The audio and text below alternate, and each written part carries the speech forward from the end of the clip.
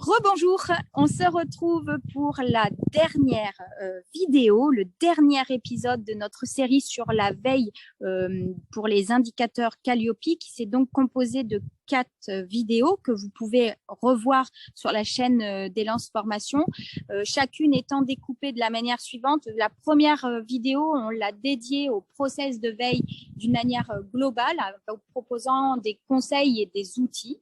Et les 3 autres vidéos étant plus des zooms sur chaque indicateur de veille dans Calliope, l'indicateur 23, l'indicateur 24. Et donc maintenant, nous enchaînons avec l'indicateur 25 qui est donc la veille pédagogique. Loïc, rebonjour. Alors, qu'est-ce qu'on entend par veille pédagogique? Dis-nous tout. Alors, d'ailleurs, pour être précis, c'est pédagogique et technologique. Exactement. Alors, autant on a parlé, donc, pour le coup, cette veille-là, elle est un peu entre les deux veilles. On disait la veille réglementaire avec des sources très précises, très calibrées finalement. Et puis, à l'inverse, la veille métier sur les compétences, où là, c'est chaque métier avec beaucoup de sources assez diversifiées. Là, avec la veille pédagogique, on est au milieu, finalement, entre les deux. On va avoir plus de sources quand même que réglementaires. Parce que là, la veille pédagogique, ça va être s'assurer, en tant que formateur, en tant qu'organisme de formation, que finalement, je suis à jour des tendances, de ce qui se fait, des évolutions qu'il peut y avoir au niveau des méthodes pédagogiques. C'est-à-dire la pédagogie en elle-même, la manière d'évaluer, la manière de s'assurer que mes stagiaires sont toujours, comment dire, bien concentrés, comment je peux animer, etc. Donc, c'est vraiment m'améliorer en tant que formateur, non pas sur le fond de mon métier, enfin les métiers que j'enseigne, hein, c'est-à-dire si j'enseigne la veille, j'ai pas, là on parle pas d'être un meilleur veilleur, on parle vraiment d'être un meilleur formateur. Exactement.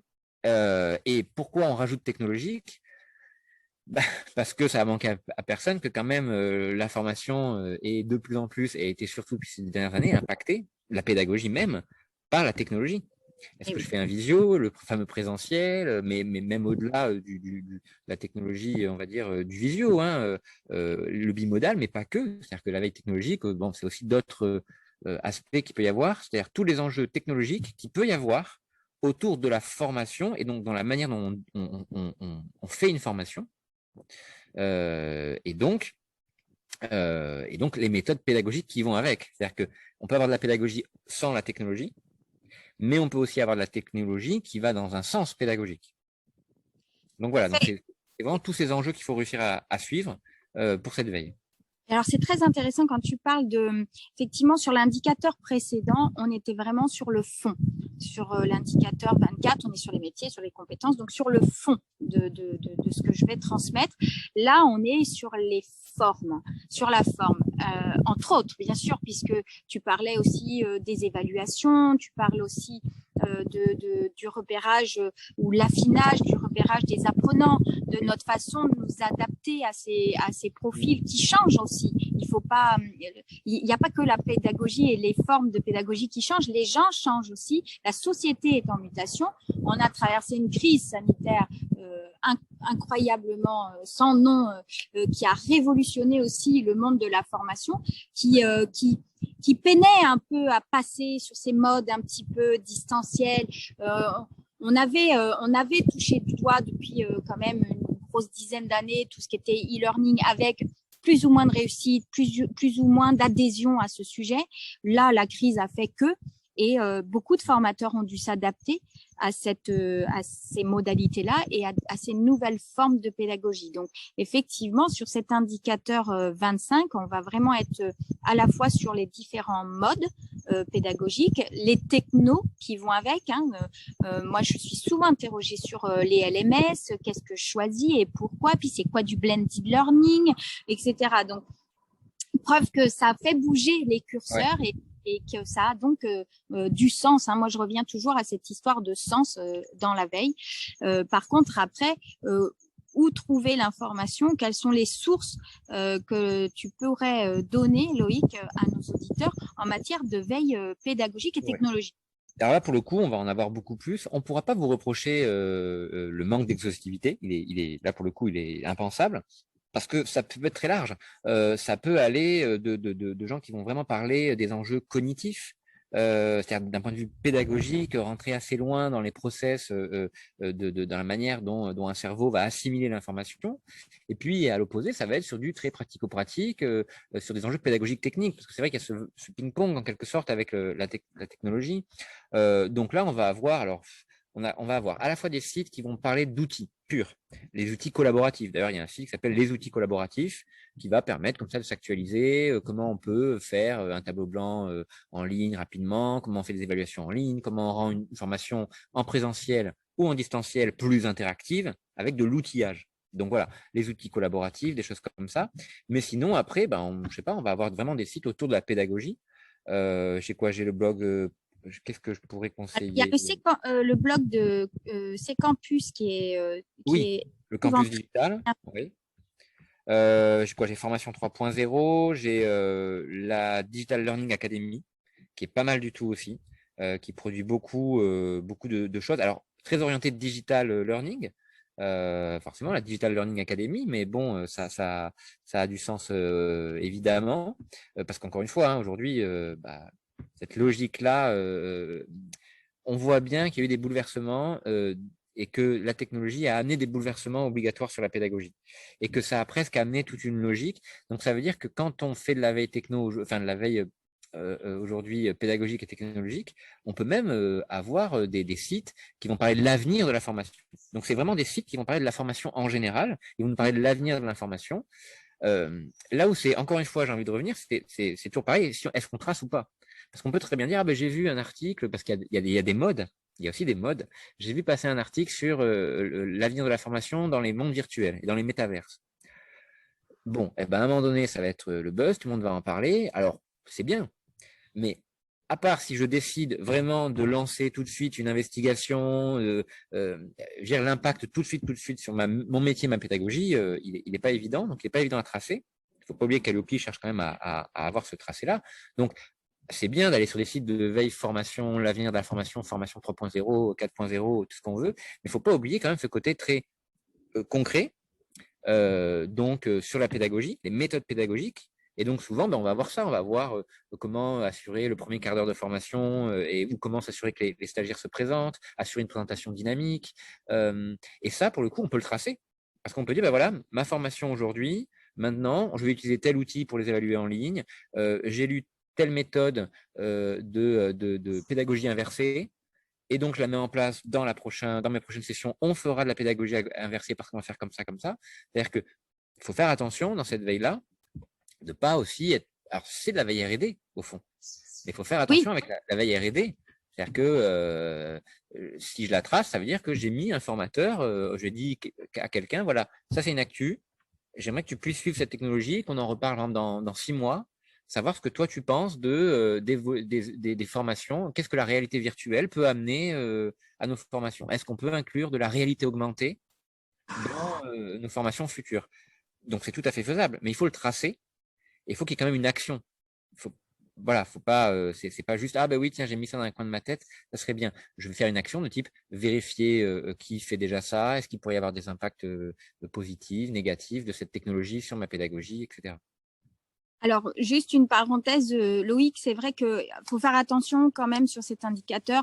La veille pédagogique et technologique, c'est pas forcément de la veille sur la digitalisation de la formation professionnelle, même si c'est au cœur des discussions depuis 2 ans parce que Covid, parce C'est que pas tout que ça. ça.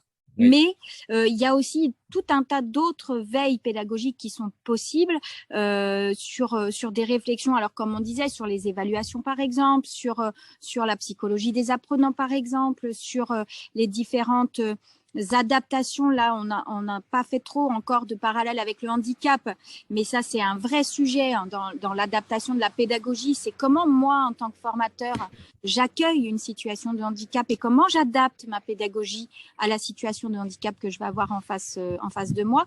Donc ça, c'est aussi une thématique à part entière Ouais. en matière de pédagogie. Effectivement, pour appuyer ce côté pédagogique, tu allais un peu sur la techno trop. Je peux citer des blogs qui sont vraiment très pédagogiques, ça te donnera des exemples. Le blog Oui, de JC2. Donc voilà, tu as fait le blog de JC2, flux RSS en ligne, etc. Bah ouais, j'en ai un article sous les yeux, c'est comprendre la classe renversée en 15 minutes. c'est une logique sur l'innovation en pédagogie, la posture en tant que formateur. Pour le coup, là, on n'est vraiment pas sur la techno, on est vraiment sur de la pure pédagogie. On peut avoir, par exemple, le blog C-Campus aussi, le blog C-Campus qui est pas mal aussi. On en parle. Voilà, qui va avoir ses enjeux aussi. Je sais pas, qu'est-ce que j'ai une Très, logique des tuteurs, la mise en place des tuteurs, l'engagement, les dispositifs, des choses très concrètes, les différents types de dispositifs qui vont favoriser l'engagement en formation. C'est très concret et c'est pas et là on n'est pas sur de la techno. Et on n'est pas sur de la techno. Voilà. Donc du coup, on a vraiment fait un panorama donc de tous ces indicateurs de veille dans Calliope. Je crois que on a fait le tour de ce sujet. On Là, reste le mot bien. pédagogique, là pour le coup, autant le mot réglementaire dans Google vous donnerez pas, ça va être compliqué. Là, dans Google, le mot pédagogie, blog, pédagogie, veille pédagogique, naturellement, vous allez avoir des sources. Et après, comme toujours, s'abonner à ces sources-là et ne pas hésiter, dans le temps, à en enlever. C'est-à-dire justement à rejuger de la qualité permanente des sources qu'au début, j'ai un peu pris de manière un peu massive. Hein. Je vais sur Google, je trouve plein de sources, je m'abonne. Ne pas hésiter, au bout de 15 jours, 3 semaines, à renettoyer pour se concentrer, encore une fois, comme toujours, hein, sur un nombre de sources quand même assez réduit parce que c'est toujours pareil, il faut avoir le temps. Parce que quelqu'un qui voudrait passer sa vie à faire la veille pédagogique pourrait. Hein. Enfin, je veux dire, si vraiment on ne fait pas attention, on va y passer toute sa journée. Donc, toujours pareil, limiter les sources. Ouais. Exactement. Alors, on a une source quand même que l'on n'a pas citée sur nos indicateurs, sur ces 3 indicateurs-là, mais qu'il me semble important quand même de citer. C'est notre partenaire Digiforma, qui est donc un logiciel de gestion d'organismes, mais qui a aussi tout un tas de solutions et de sources de veille et de retraitement de la veille à travers leur magazine en ligne qui s'appelle Digiformag, que je conseille parce que les articles sont généralement très très bien écrits. Et dernièrement, ils ont mis aussi en place, on parlait de communautés de pairs et d'échanges entre pairs, etc. Et ils ont lancé OF Connect aussi, hein, qui est un réseau d'organismes de formation à travers lequel vous pouvez échanger. Donc, bien entendu, moi, je vous encourage à aller visiter tout ça parce que c'est vraiment des articles qui sont écrits par des professionnels et des experts du sujet, en fait. Oui, et puis c'est vrai qu'on voit bien que le système est en train de se structurer, les acteurs arrivent, les solutions arrivent. Je pense que c'est bien aussi, je pense qu'on peut, citer Vous Former, qui est pareil, un acteur qui est en train d'avancer sur cette logique-là, de prestations un peu clé en main aussi. Vous Former, où il y a même veille formation. Enfin voilà, je fais toujours attention aussi au fond, hein, de citer tous les acteurs qui sont en train aussi d'amener du service aux organismes. Parce que la veille n'est pas toujours évidente. Donc oui, il y a du contenu de qualité. Il y a, Et comme tu disais, il y a aussi des acteurs. Il y a des acteurs comme toi, d'ailleurs, hein, qui est aussi prestataire en matière de veille pour les entreprises au sens large. Et donc, je les aide plus souvent à structurer leur veille qu'à leur fournir une veille. Mais évidemment, parce que en réalité, on en revient toujours un petit peu. La veille, alors autant la veille, on disait que la veille métier peut pas être au fond difficilement, enfin c'est vraiment le formateur qui fait sa veille métier. La veille pédagogique peut effectivement être faite par quelqu'un qui va ensuite transmettre au formateur. Mais c'est vrai que souvent quand même, y compris cette veille pédagogique, rien ne vaut que ce soit l'organisme de formation, le formateur qui arrive à se la prendre en main aussi, à se l'approprier. À se l'approprier. Alors, écoute, on va se quitter sur ce sujet. Encore, merci beaucoup Loïc pour la générosité de tes interventions et la pédagogie avec laquelle tu le transmets. On se retrouve de toute façon prochainement sur la chaîne d'Élance Formation sur tout un tas d'autres sujets. Dernièrement, donc une vidéo sur les financements de la formation professionnelle, une longue interview extrêmement pédagogique aussi avec donc Émilie Guérin de l'OPCO Acto qui a accepté de participer à cet exercice qui était pas simple non plus sur les financements. D'autres arrivent à la rentrée, notamment sur le handicap.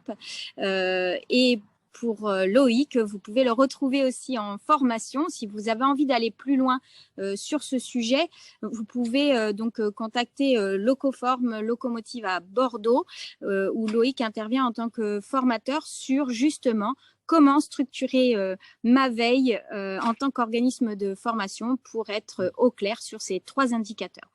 Donc, merci beaucoup Loïc. Je te souhaite du coup de belles vacances, un bel été et on se retrouve nous deux, en tout cas à la rentrée, pour accueillir donc les stagiaires en formation veille.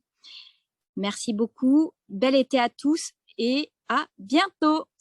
Merci, au revoir.